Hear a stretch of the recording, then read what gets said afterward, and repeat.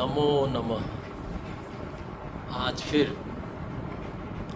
समय है, मन है, वही बकवास बौद्धिक कचरा फेंकने जा रहा हूँ। इसका एक कारण है। मैंने कुछ बातें कही थी कि भगवत गीता क्यों नहीं पढ़ना चाहिए। तो मेरे एक मित्र हैं, उन्होंने कहा कि अब आप ये बताइए कि भगवत गीता क्यों पढ़ना चाहिए। तो उनके आग्रह पर मैं अपने विचार रख रहा हूँ। बस थोड़ा सा इसमें मैंने बदलाव किया है या उनके प्रश्न को आगे बढ़ाया है। भगवत गीता क्यों पढ़ना चाहिए और कैसे पढ़ना चाहिए।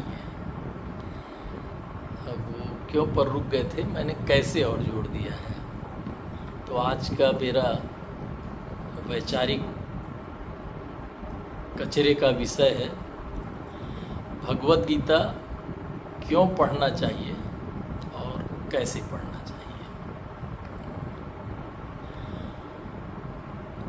भगवत गीता क्यों पढ़ना चाहिए, इसके पीछे भगवत गीता की अगर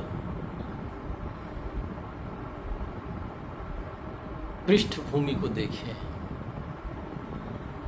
प्रीफेस को देखें, उसके भूमिका को देखें, तो उसमें कुछ चीज़ें गौर करने लायक हैं।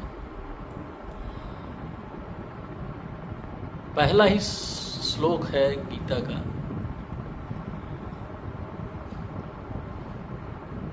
धृतराष्ट्र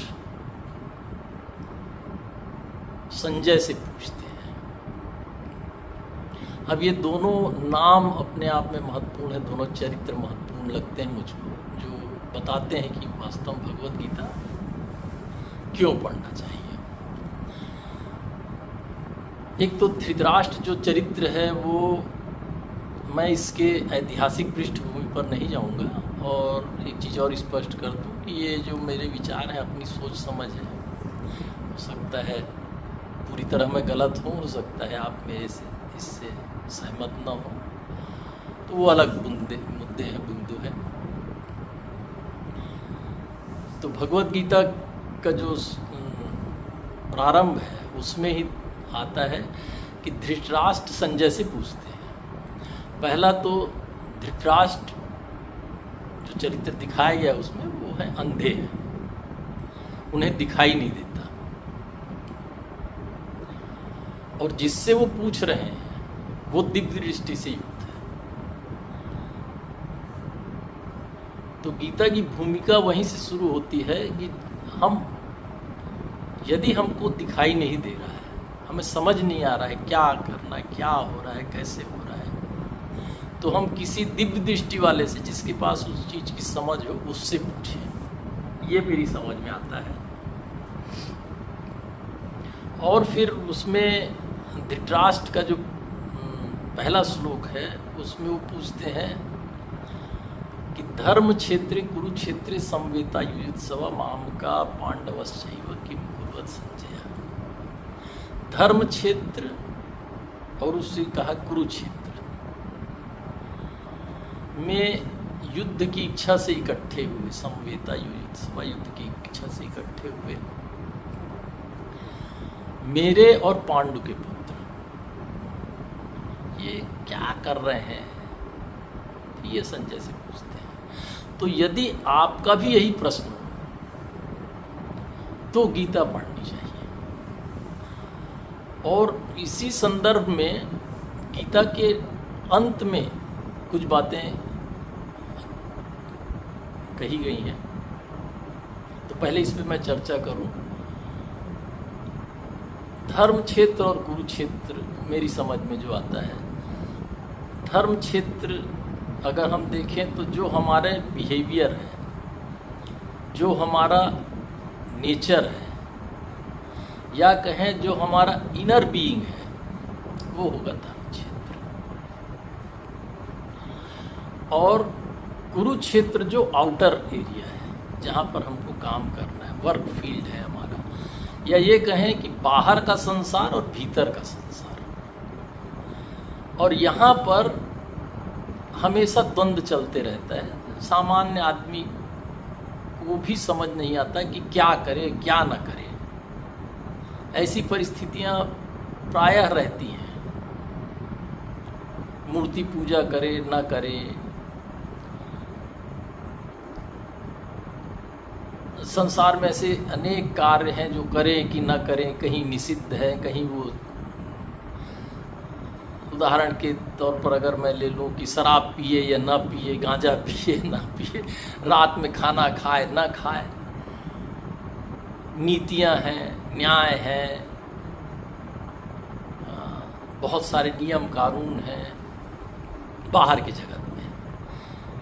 भीतर से भी हमारे अंतर जगत में हमारी जो चेतना निर्मित होती है, उसमें भी हमको लगता है कि हम कहीं गलत तो नहीं कर रहे हैं, अगर मैं ऐसा कर दूंगा तो क्या होगा।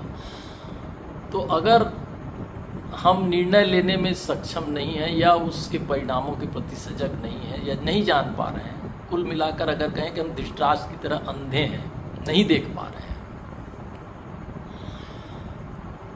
अंतर जगत और बाह्य जगत, धर्म क्षेत्र और कुरुक्षेत्र, हमारे धर्म के क्षेत्र में और कर्म के क्षेत्र में हमें दिखाई नहीं पड़ रहा है। और उसमें कौन लोग शामिल हैं? हमेशा द्वंद्व चलते रहता है, युद्ध चलते रहता है। इसका मतलब मैं समझता हूँ कि महाभारत कोई किसी क्षेत्र में कभी हुई होगी, जो कि कहा जाता है कि यहाँ हुई और 18 अक्षौणी सेना इकट्ठी, जो भी होगा। लेकिन अगर मैं देखता हूँ तो ये महाभारत प्रत्येक मनुष्य के भीतर सतत संचालित होते रहते हैं, उसके धर्म क्षेत्र और कुरुक्षेत्र के बीच में। और उसमें इन्वॉल्व होने वाले जो हैं वो हैं माम का, मेरे।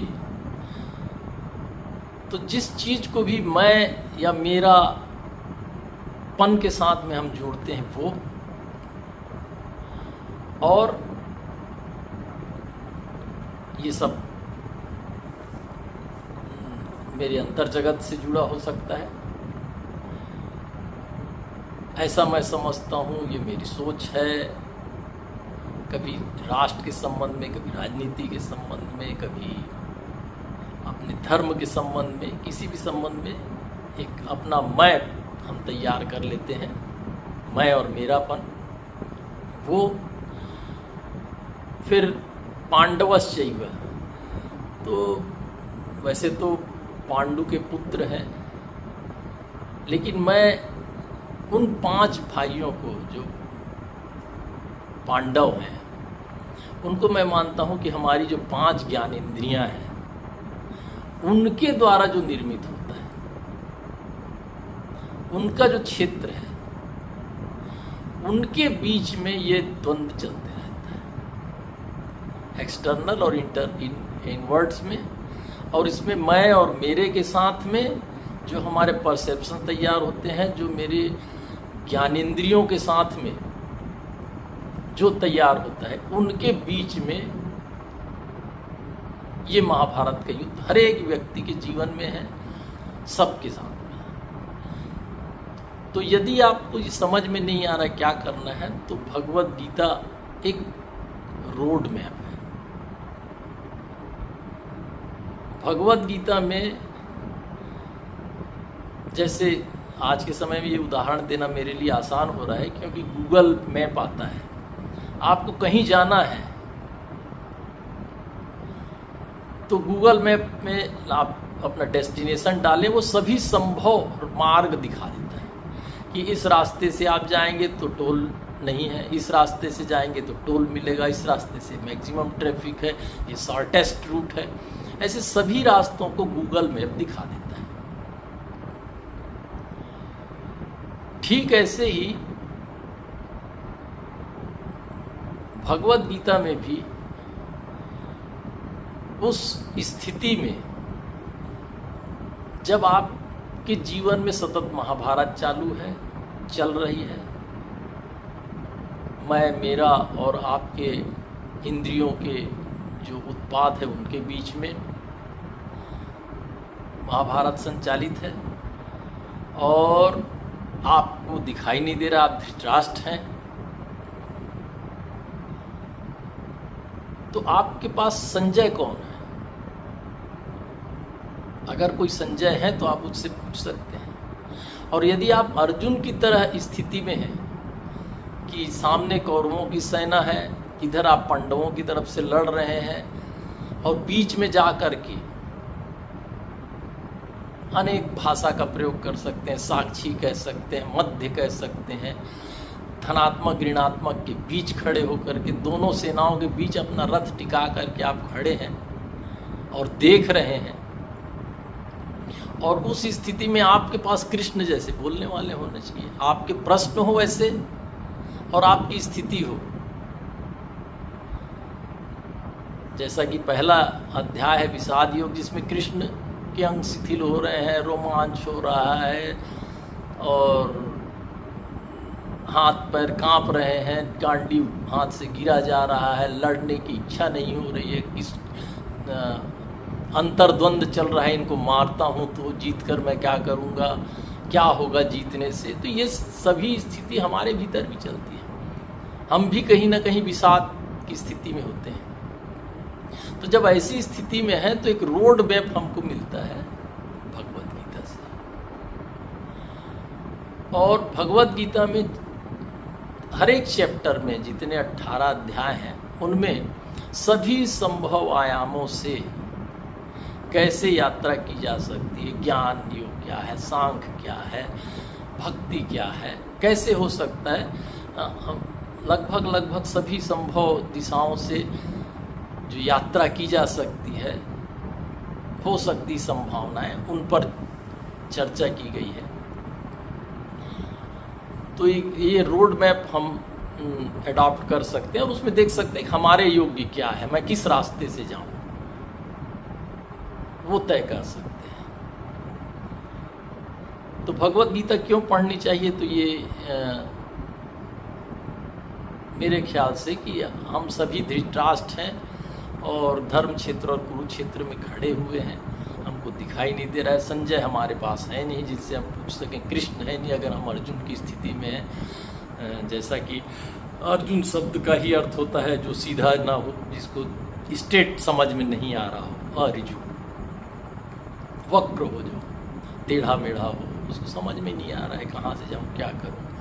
तो ऐसी स्थिति में जब हैं, कृष्ण नहीं है, तो भगवत गीता एक रोड मैप हमको मिलती है जिसको हम पढ़ के कुछ रास्ता निकाल सकते हैं या हमको रास्ता मिलेगा।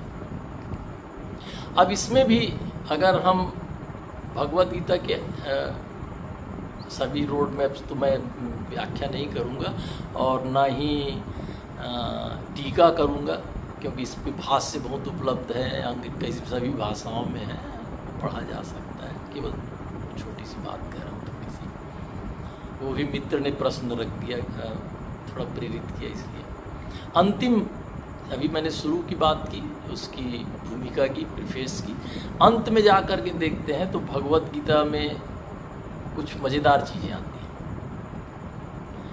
वो भी याद रखने लायक, ध्यान देने लायक। उसमें कहा जाता है कि भगवत गीता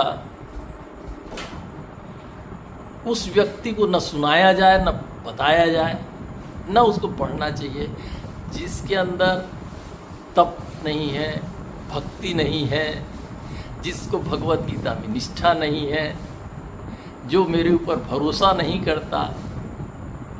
और ये भी कहा गया है कि जिस व्यक्ति को मेरे ऊपर भरोसा है, जो भक्ति से युक्त है, यदि उसको आप भगवत गीता सुनाते भी हैं या वो पढ़ता है तो मुझको प्राप्त होता है,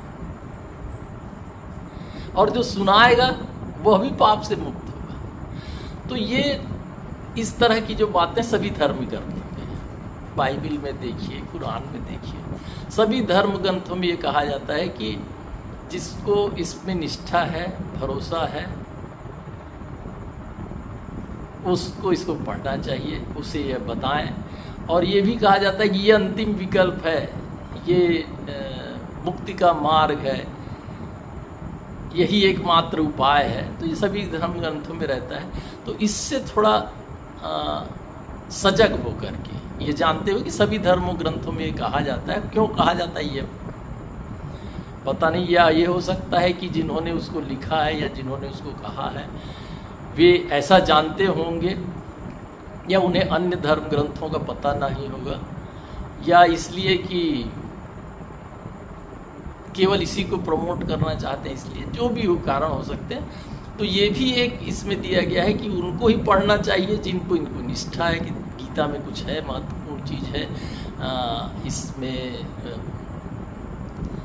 मुझको यहाँ से कुछ मिलेगा, तो ऐसे ही उसको पढ़ना चाहिए। लेकिन मेरा ये मानना है कि सजग होना चाहिए, एक अंधनिष्ठा ना हो करके। हाँ ठीक है ऐसा कि केवल यही ग्रंथ है या यही अंतिम सत्य है, हो सकता है अंतिम सत्य हो, लेकिन अगर हम सजग होकर पढ़ें तो बहुत सारी चीज़ें ऐसी होंगी जो जिससे हम सहमत ना हो, या हो सकता है वो हमारे काम की ना हो क्योंकि हम उसके पात्र ना हो, या हम जैसे मैं अक्सर सोचता हूँ कि युद्ध के मैदान में अगर सारथी कृष्ण के जगह भगवान बुद्ध होते तो क्या होता। तो भगवान बुद्ध तो अर्जुन को बोलते कि कहाँ है यार, युद्ध लगाए, चल छोड़ चलते हैं, तू भी चल जंगल, मैं भी चलता हूँ। उसी तरह से अगर भगवान बुद्ध जब जा रहे थे रथ में सवार होकर के, वहाँ उन्होंने अपने सारथी से पूछा था कि क्या मैं भी मर जाऊंगा एक दिन, तो वहाँ अगर कृष्ण होते सारथी तो बोलते मर तो जाओगे लेकिन चिंता मत करो, तुम राज्य काज करो, ये तो मरना तो सबको है और कोई मरता नहीं है, न जन्म है न मृत्यु है। तो हो सकता है कि बुद्ध जंगल में नहीं जाते और अपने राज्य का विस्तार कर रहे होते, हो सकता है कि वो अर्जुन की तरह गांडीव लेकर खड़े होते, हो सकता है चक्रवर्ती सम्राट होते। तो किस व्यक्ति से कहा जा रहा है, किन परिस्थितियों में कहा जा रहा है, इसके प्रति हमको थोड़ा सजग होना पड़ेगा। और उसके भाष्यों पर, गीता के इतने भाष्य, इतनी टीकाएं हैं, उनको उन पर ध्यान न देते हुए बेहतर हो कि सीधे सीधे संस्कृत के शब्दों को समझने का प्रयास किया जाए जिस भाषा में, क्योंकि कोई भी ग्रंथ जो लिखा जाता है या कुछ भी लिखा जाता है उसके मूल अवस्था को समझना अलग होता है। उसके भाष्य में जो भाष्य करने वाले हैं, टीका करने वाले, वो अपनी छाप छोड़ जाते हैं और उससे कुछ बदलाव आ सकता है, कुछ हम अलग समझ सकते हैं। तो मेरा ये सोचना है कि यदि भगवत गीता कोई पढ़ रहा है तो उसे मूल अर्थ मिले। हाँ, उसके सपोर्ट के लिए जो उसकी ट्रांसलेशन है उसको ले ले कि क्या इसका अर्थ हो, लेकिन मूल को समझने की कोशिश करें तो शायद अलग अर्थ आपको समझ में आएगा, उसके भिन्न अर्थ प्रकट होंगे। और अंतिम में जो बातें हैं, कृष्ण पूछते हैं अर्जुन से, धनंजय से, कि मैंने जो गीता कही क्या तुमने इसको दत्तचित्त होकर सुना, समझ में आई, और इससे क्या हुआ। तब कृष्ण की जो क्वेश्चन है उससे अर्जुन बोलते हैं, मतलब कृष्ण ने भी पूरी गीता कह दी पर उनको भरोसा नहीं है, ये कहा जा सकता है। पूछ रहे हैं, इसका मतलब ये है कि उनको भी अपने गीता पर भरोसा नहीं, इतना मैंने कह दिया, पता नहीं यह व्यक्ति समझा कि नहीं समझा। यद्यपि उन्होंने कहा है, मतलब पात्र पाया होगा उसको तभी कहा है इतनी बातें। तो मैंने इतनी सब चीज़ें कही, गुप्त गुह्यम बातें कही, योग का विज्ञान तुम्हारे सामने रखा, तो तुम्हारी समझ में आया कि नहीं आया। तब अर्जुन कहते हैं कि मेरा मोह नष्ट हो गया और अब मैं ज्ञान को प्राप्त हो गया, मुझे ज्ञान आ गया है। तो ये अंतिम स्थिति है, अर्थात गीता के रोड मैप से अगर आप अपने प्रश्नों के साथ में, अपनी जिज्ञासा के साथ में, अपनी खोज के साथ में जाएं, तो अंत में आपको ये उपलब्धि होनी चाहिए, या हो सकती है कहना चाहिए, जब आप अर्जुन की तरह कह पाएंगे कि मेरा मोह नष्ट हो गया और मैं ज्ञान को प्राप्त हो गया, मुझे अब सब स्पष्ट है। और फिर आखिरी श्लोक मुझको याद आता है, जिसमें फिर अंत में संजय बोलते हैं कि जहाँ पर भी अर्जुन हैं और कृष्ण हैं, वहाँ पर जो विजय है वो अडिग विजय, जो विजय खत्म नहीं होगी, कुछ ध्रुवा ऐसा शब्द है, मुझे याद नहीं है संस्कृत का, तो वो अवश्यम भावी है, निश्चित है। ये अंतिम सूत्र भी, जैसे पहले का सूत्र मैंने कहा था, तो अंतिम सूत्र भी समझने जैसा लगता है मुझको, कि इस पूरे जहाँ पर एक जिसको दिखाई नहीं दे रहा, समझ नहीं आ रहा है, वो पूछता है और फिर पूरी बातें कही जाती हैं, फिर वो चीज़ें समझ में आ जाती हैं, तब वो कहते हैं कि जहाँ पर अर्जुन है और जहाँ पर कृष्ण है, वहाँ पर ऐसी विजय अवश्यम भावी है, ऐसा होगा ही, जीत होगी ही, निश्चित है। तो वही है कि अगर आपके अंदर पात्रता है, शायद गीता ये कह रही है कि आपके अंदर वो पात्रता है, आपके अंदर जिज्ञासा है, आपके अंदर खोज है, और कृष्ण जैसे बताने वाले हो, समझाने वाले हो, जो रोड मैप देने वाले हो कि ऐसा ऐसा है, तो निश्चित रूप से वहाँ पर जीत होगी। और अगर गीता को ठीक ठीक समझा जाए, आपके अपनी जिज्ञासाओं के, अपने प्रश्नों के खोज के लिए आप उसको ठीक ठीक समझेंगे, जैसा कि कृष्ण कह रहे हैं और पूछ भी रहे हैं कि तुम समझा कि नहीं समझा, ठीक ठाक, कि मैंने कुछ कहा तुमने कुछ समझ लिया, तो ठीक ठीक समझा जाएगा। तो जिसके लिए वो गीता पढ़ी जा रही है वो निश्चित रूप से सफल होगी, और वो जो कह रहे हैं कि वहाँ पर विजय निश्चित है, तो विजय होगी।